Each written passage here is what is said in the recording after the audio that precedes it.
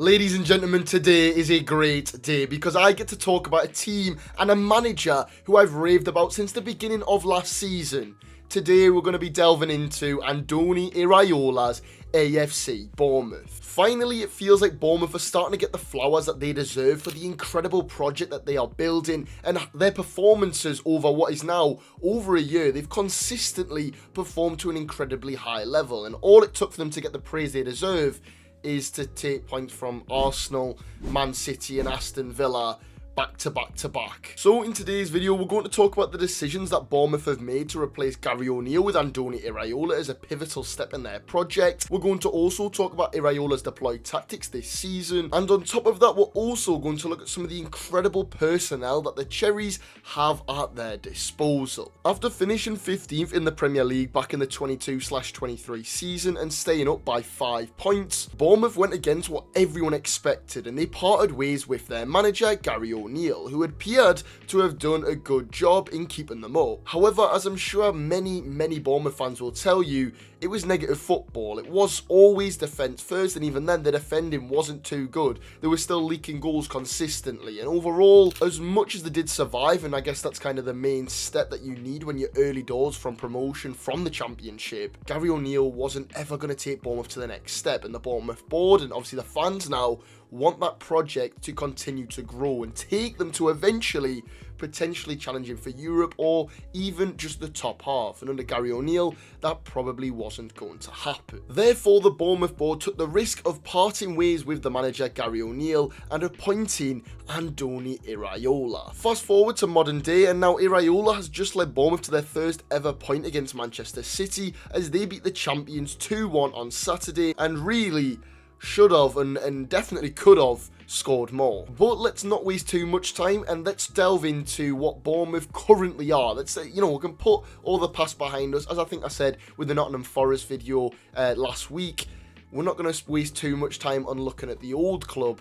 Let's talk about where Bournemouth currently are. Andoni Iraola's side are one of the hardest working teams in the Premier League. They constantly play with such an incredibly high intensity and properly hound teams, whether that's in the midfield section of the pitch, around the opposition's box, or on the flanks. Bournemouth really do claw at teams, which is probably why they've given away the most fouls in the division, but nevertheless, their pressing system is at the forefront of almost the entirety of their success. So them fouls that they give away, realistically, it's kind of part and parcel of having a proper energetic side and a system that facilitates these high pressing scenarios. This season, Bournemouth have won the ball in the final third 6.6 times per match, the second most in the Premier League. They've also averaged 9 interceptions per game as well, and Ryan Christie has won the ball in the midfield the second most times out of any player in the Premier League. So I think that kind of briefly shows just how good their pressing has been and really how important that press is to Andoni Iraola. However, what is the system that they deploy that allows them to be so effective in these positions? We see here that Bournemouth aim to create that kind of box when they press, with the left winger joining Semenyo up top and Milos Kerkez fully committing to the press in order to create that kind of box shape around the ball. And unlike other teams, Bournemouth don't necessarily always force opposition teams wide, but rather sometimes allow them to try progress into the midfield and try and build through what is an incredibly aggressive press-driven midfield. I think that that's highlighted by the fact that although they can sometimes press in what is a 4-4-2 shape, primarily they look to press teams in using a 4-2-3-1, allowing them to have a little bit more kind of bodies in the midfield area and therefore really jam it up when teams try to go through the middle. That's really where the likes of Lewis Cook, Ryan Christie, whether it's I think Tavernier or you have someone maybe Justin Kluivert playing in there, they really look to pounce and win the ball back in their midfield positions. As you see here, Forest have a throw in deep in their own half, and Bournemouth have their 4-2-3-1 lined up pretty much entirely in the Forest half. Semenyo is leading the line, the left wingers came very narrow in order to make this central space here extremely cramped for Forest, and the two deeper midfielders are positioned high and in positions to jump and join the press. Them two midfielders are extremely important to Bournemouth, by the way, but I'll get into more depth on them two a little bit later on. Specifically, we're going to look at the most underrated player in the entirety of the Premier League. Lewis Cook. Moving back onto the press though, and you see just how aggressive both Kirkes and Sinisterra are in order to pin Forest into this corner, with their outballs also marked by Tavernier and Semenyo. This then causes Forest to have to go long, and then Bournemouth can win the ball back. Bournemouth turn the ball over so easily here because they're pinning Forest so deep and pressing them so high and so aggressively that Forest have no other option than to maybe drop the whole team slightly deeper. Therefore, Bournemouth can win the ball back in ample space once it is sent long. The emphasis on having players in the midfield is further seen when you look at the game against Manchester City. I said before that the press can be slightly adaptable in terms of how Bournemouth look to press, and here it's exactly that. Kluivert shifted onto the right wing of what is more of a 4-4-2, and Semenyo joins up with Evangelson up top as the Cherries sit slightly deeper and again look to kind of overload that central area and force Manchester City into trying to, break through what is a very, very solid midfield block. Nathan Ake falls right into Bournemouth's trap and tries to drive through that midfield, but the brilliant Antoine Semenyo tracks him all the way, and because of their press being very much so a hound the opposition type of thing, Bournemouth can win the second ball and Tavernier has the opportunity to drive forward and create a chance. So that press that we've mentioned, for me, obviously as the stats suggest, it is one of the best pressing systems in the Premier League, and it also has some incredible individuals. None more so than a man that we're going to zoom on now, Antoine Semenyo. Oh my god, what a signing a few years back that is now. Looking back at it retrospectively, that signing from Bristol City has turned out to be top way to spend your money. We've already talked about Semenyo's role in this Bournemouth press, and when we look back at his time at Bristol City, I don't think it's kind of too much of a shock that he often leads this pressing system or is just a massive contributor to Iraola's press. Back in his time at Bristol City, Semenyo was a solid defensive contributor in the Championship. In his final season with the Robins, he averaged 5.87 successful duels per 90, 3.08 recoveries per 90, and 0.68 blocks per 90 as well. However, he has grown and developed as a player thanks to probably Andoni Iraola, and he's adapted to the Premier League brilliantly. If we compare his stats this season in terms of the defensive output, his Bristol City stats look beyond mediocre. This season, Semenyo has averaged 6.76 successful duels per 90, 5.12 recoveries per 90, 1.74 blocks per 90, and 1.13 possessions won in the final third per 90 as well. He is so important to what is arguably one of the best. He is so important to this pressing system. I mean, his tenacity, his aggressiveness, his hard work, and his heavy running is so important to Iraola ball. Yeah, we're calling it Iraola ball now, lads. Just get on the wavelength, yeah.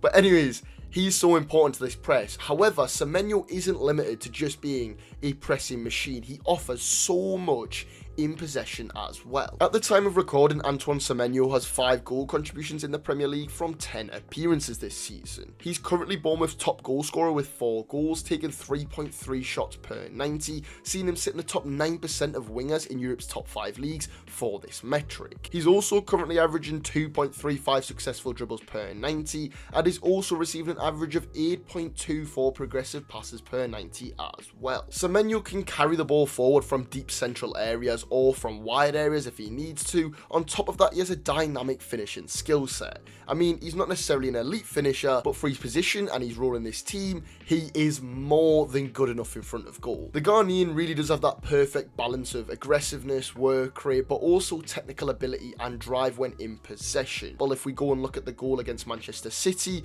he works so hard to dart into the 6-yard box. He then arrives, sprinting full force at the ball, but still is able to turn on his back foot and protect it from the Manchester City defender before swinging around swiftly and putting the ball into the back of the net. This right here is truly sensational forward play by Antoine Semenyo. This type of goal is what you expect from a top 6 striker. Never mind AFC Bournemouth's winger / makeshift striker, or really just plays pretty much anywhere across that front 4 because he's that good. Antoine Semenyo is absolutely class, and I'm really not surprised that I've seen quite a few reports linking him with the likes of United, Liverpool, Chelsea, because Antoine Semenyo has turned out, as I said before, an absolute top purchase on behalf of AFC Bournemouth. The next player that I now want to look at is who I believe is the most underrated midfielder in the entirety of the Premier League.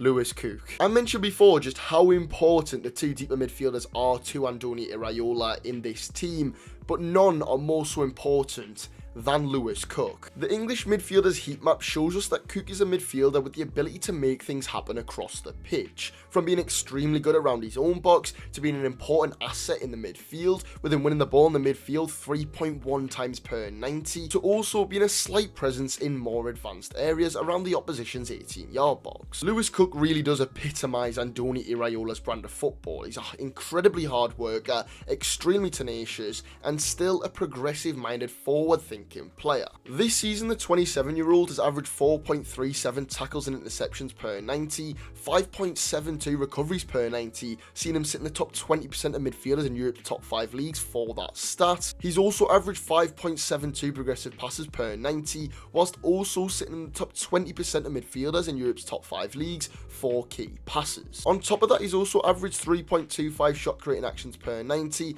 and he's grabbed himself 3 goal contributions in the Premier League this season. Now, the attacking stats in terms of progressive passes and shot creating actions aren't out of this world by any means. However, that's not really his main duty. He's more of the midfield that sits a little bit. You've got Alex Scott or Ryan Christie to do the more advanced stuff. However, them stats, considering he is that deeper midfielder, really aren't anything bad at all, and it shows that almost everyone in this Bournemouth team are expected to be able to go forward and go forward quickly and effectively, and Lewis Cook is a perfect example of that kind of all-round player. He ticks almost every single box that you could possibly want. That midfield too, that regularly starts for Bournemouth in Christie and Cook, is absolutely incredible. And you've also got to think that you have Alex Scott there, someone that can fill in. I know he's injured, I believe, at the moment. However, in my eyes, he's a top talent. I'm not surprised that when he left Bristol City, Spurs were interested in him. Alex Scott could go right to the very top if he can find his feet. I think he's had a couple injury issues now, struggled to really get going at Bournemouth, but I think if he can come back and hopefully stay back, Alex Scott's another one who's going to be a massive part of the future of AFC Bournemouth. Now, moving away from the individuals for a moment, I want to look at how Bournemouth are so effective when going forward. I mean,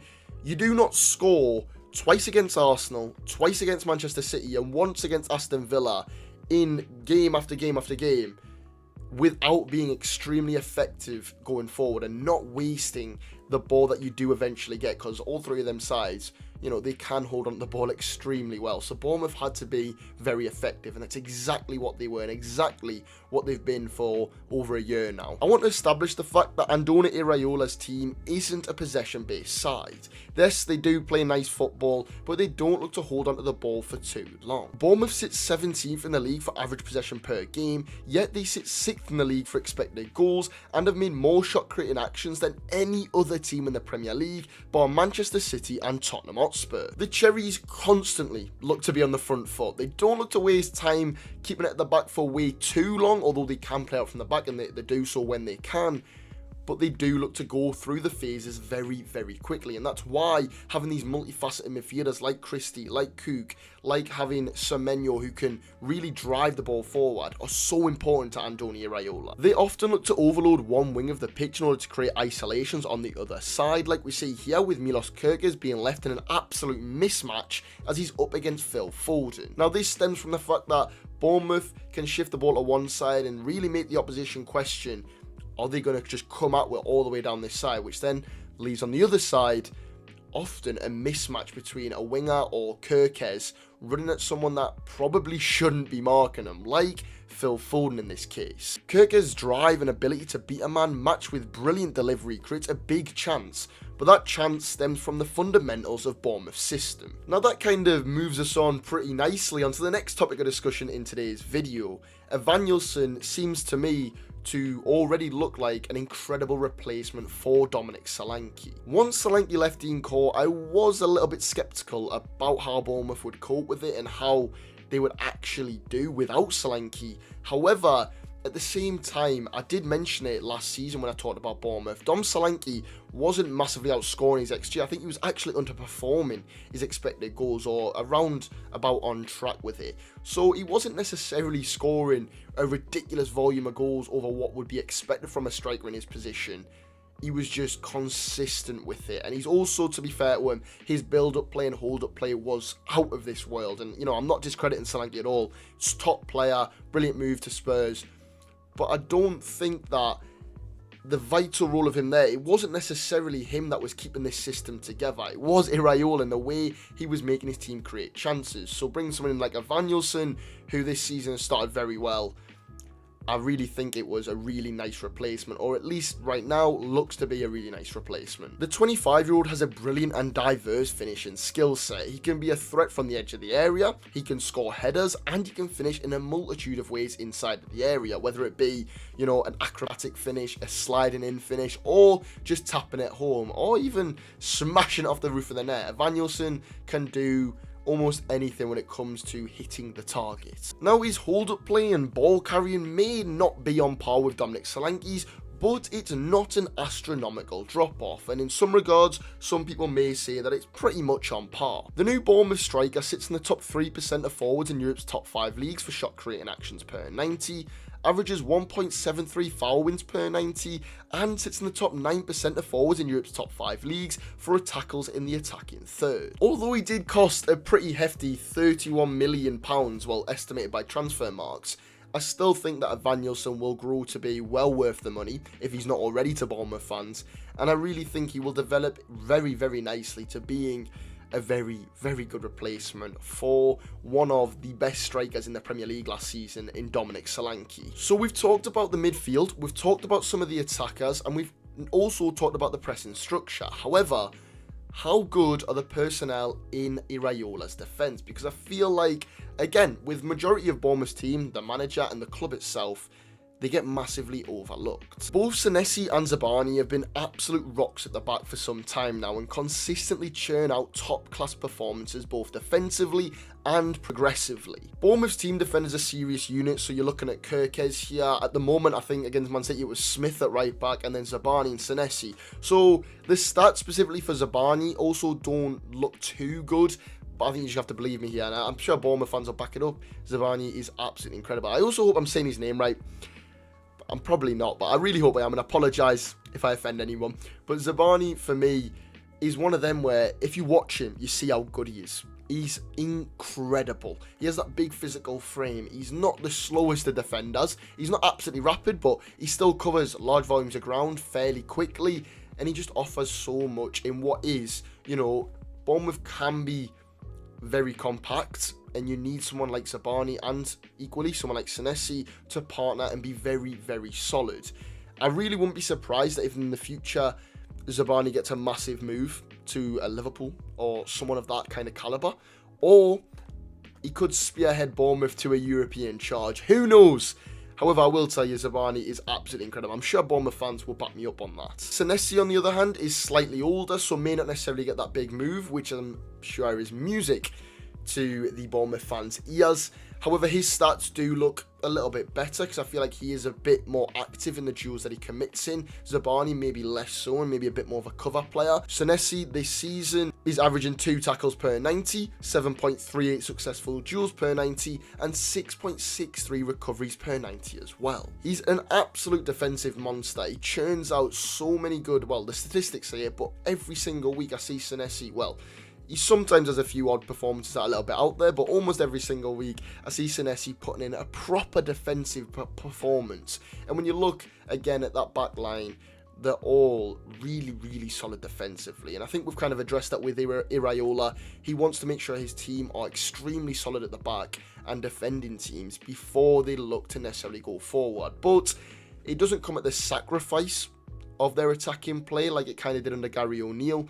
Instead, they kind of mould into one, and their best attack, it comes from their defence. Overall, though, Bournemouth are building something truly special and have done for a while now, and I'm really glad to see a lot more people really pick up on what they're doing and how good they've been for a while now. Andoni Iraola is one of the brightest managers in Europe's top 5 leagues, and I'm sure that Bournemouth are only going to get better and better and better. With more top recruitment and even more backing of the manager, the sky could well be the limit for Andoni Iraola and AFC Bournemouth. I also want to clarify, I could have talked about more players, but we'd probably be sat here for a good few hours now. I'm already up to about 35 minutes on the recording, so we're going to have to deal with that. I hope you have enjoyed, and I'll see you guys in the next one. Peace.